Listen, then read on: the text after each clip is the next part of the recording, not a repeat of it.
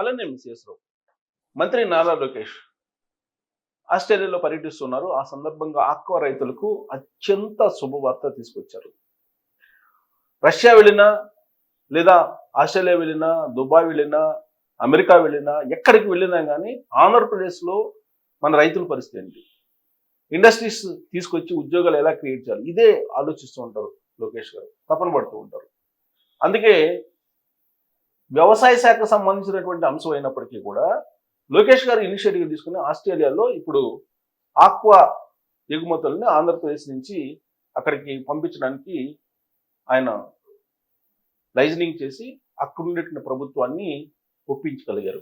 దీంతో అమెరికా ఏదైతే ఆక్వా మీద ట్యాక్సెస్ని వేసి ఆక్వా రైతులకు నష్టం కలిగించేలా నిర్ణయం తీసుకుందో దానికి చెక్ పెడుతూ ఇప్పుడు ఆస్ట్రేలియాకి ఆంధ్రప్రదేశ్ నుంచి ఆక్వా అంటే రొయ్య ఎగుమతులని పెంపొందించుకునేటువంటి ప్రయత్నం చేయటంలో సఫలీకృతమయ్యారు లోకేష్ గారు.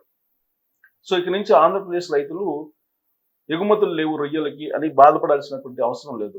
ఒకవైపు రష్యాకి, ఇంకొకవైపు ఆస్ట్రేలియాకి ఎగుమతి చేసుకుని అమెరికా పంపిస్తే ఎగుమతుల కంటే కూడా ఆస్ట్రేలియా, రష్యాకి పంపిస్తే ఎక్కువ లాభాలు వచ్చేలాగా ఇప్పుడు ప్రయత్నం చేస్తూ ఉన్నారు.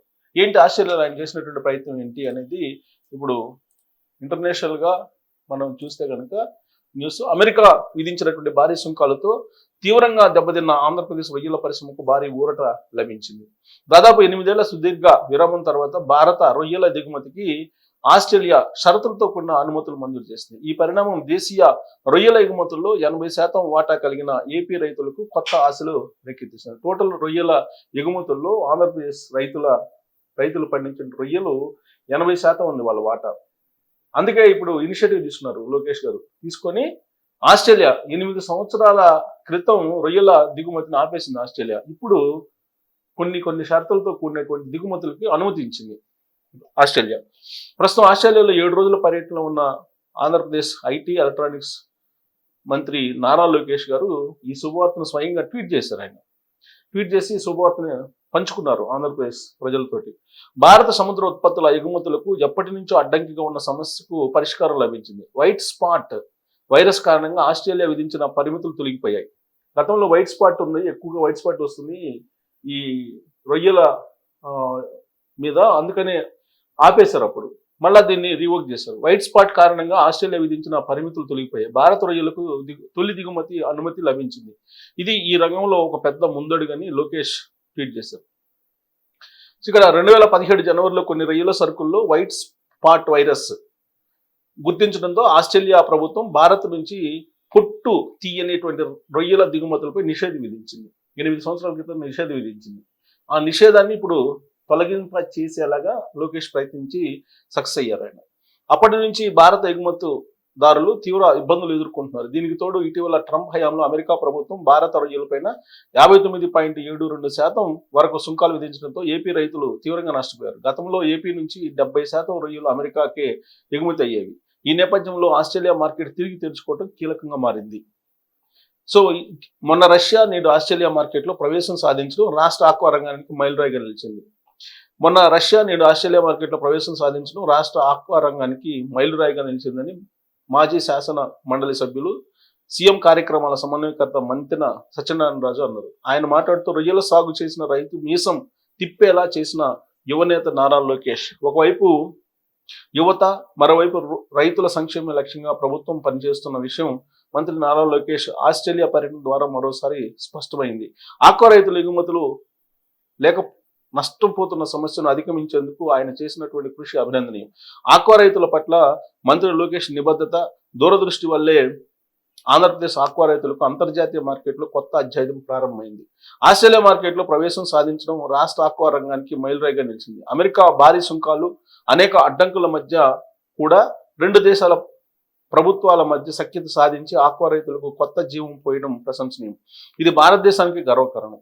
ప్రభుత్వ చర్యలతో ఏపీ ఆక్వా రంగం ప్రపంచ చిత్రపటంలో మరింత బలంగా నిలుస్తుంది. కూటమి ప్రభుత్వం ఆక్వా రైతు సంక్షేమం కోసం కట్టుబడి ఉంది. ఆక్వా రైతులు ఆర్థికంగా బలంగా ఎదిగేందుకు కూటమి ప్రభుత్వం కృషి చేస్తుంది. నేడు యువనేత చొరవతో అమెరికా సుంకాల కారణంగా ఆర్థికంగా కుదేలైన ఆక్వా రంగం, ఆక్వా రైతులకు ఆస్ట్రేలియా తీసుకున్న ఈ నిర్ణయం ఊరటనిచ్చిందని తెలిపారు.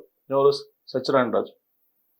అయితే ఈ అనుమతులు కొన్ని కఠినమైన షరతులకు లోబడి ఉంటాయని నిపుణులు చెబుతున్నారు. ఆస్ట్రేలియా కొన్ని షరతులతో ఒక కన్సైన్మెంట్ కు అనుమతించింది. వ్యాధి రహిత జోన్లలో సేంద్రియ పద్ధతిలో పెంచిన రొయ్యలను మాత్రమే దిగుమతి చేసుకోవాలనేది కొత్త నిబంధన.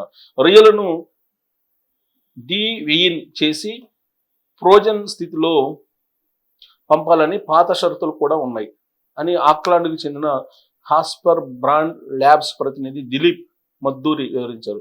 ఈ తాజా పరిణామం అమెరికా మార్కెట్లో సవాళ్లను ఎదుర్కొంటున్న ఏపీ రైతులకు కొత్త అవకాశాలు అందిస్తుందని పరిశ్రమ వర్గాలు చెప్తున్నాయి. ఇది పరిస్థితి.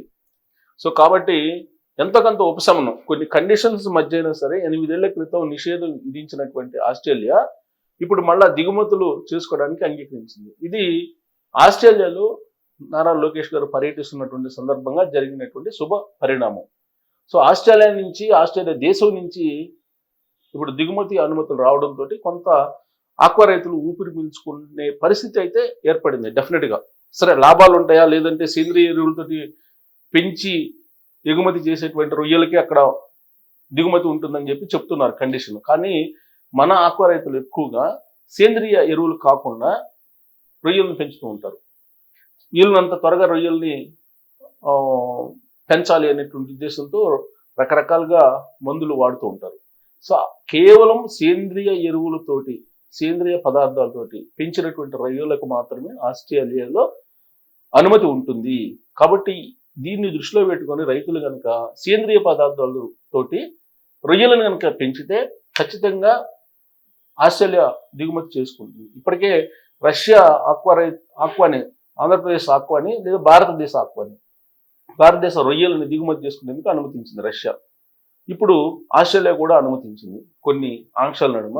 దీంతో అమెరికా ఏదైతే ఆంక్షలు పెట్టిందో వాటిని అధిగమించి అమెరికా విధించినటువంటి సుంకాలను కూడా అధిగమించి రైతులకు లాభం జరిగేలా ఈ 2 దేశాలు దిగుమతికి అనుమతించాయి. దీని వెనుక మంత్రి నారా లోకేష్ కృషి ఉంది. ఆయన ఆస్ట్రేలియా వెళ్ళారు, ఆస్ట్రేలియా పర్యటనలో ఉన్నారు. ఇప్పుడు 24వ తారీఖు వరకు కూడా ఆస్ట్రేలియా పర్యటనలో ఉంటారు ఆయన. సో ఆస్ట్రేలియా పర్యటనలో ఆయన సాధించినటువంటి ఒక గొప్ప విజయంగా ఇప్పుడు తెలుగుదేశం పార్టీ లీడర్లు చెప్తూ ఉన్నారు. ఇక నుంచి ఆక్వా రైతు రొయ్య మీసం లాగా మీసం తిప్పి బతకచ్చు అనేటువంటి ఒక అభయహస్తాన్ని హామీని ఇస్తూ ఉన్నారు తెలుగుదేశం పార్టీ లీడర్లు, తెలుగుదేశం పార్టీ ప్రభుత్వం కూడా. వాస్తవంగా కోస్తా తీరం అంతా కూడా ఆక్వా కల్చర్ బాగా విస్తరించింది. అక్కడ రొయ్యల సాగు పెద్ద ఎత్తున చేస్తూ ఉంటారు. దాని మీద చాలా కాలంగా ఆధారపడినటువంటి కుటుంబాలు ఉన్నాయి, కూలీలు కూడా ఉన్నారు. ఇప్పుడు అమెరికా సడన్ గా తీసుకున్నటువంటి నిర్ణయం, ట్యాక్స్ ఎక్కువగా వేసేటువంటి నిర్ణయం తీసుకున్న కారణంగా దిగుమతుల మీద ఆక్వా రంగం భారీగా నష్టపోయింది. ఇప్పుడు కొంత ఉపశమనం అయితే కలుగుతుంది. బట్ ఆస్ట్రేలియా పెట్టేటువంటి నిబంధనలు, అక్కడ ఉండేటువంటి ల్యాబ్స్ అనుగుణంగా ఉండేటువంటి ప్రమాణాలు ఉండేలాగా రొయ్యలను పెంచాలి మన రైతులు. మరి ఆ స్థాయిలో పెంచగలరా? ఆస్ట్రేలియా దిగుమతులకు అనుమతించడం శుభపరిణామేనా అనే దాని మీద మీరు కామెంట్ చేయొచ్చు. Thank you.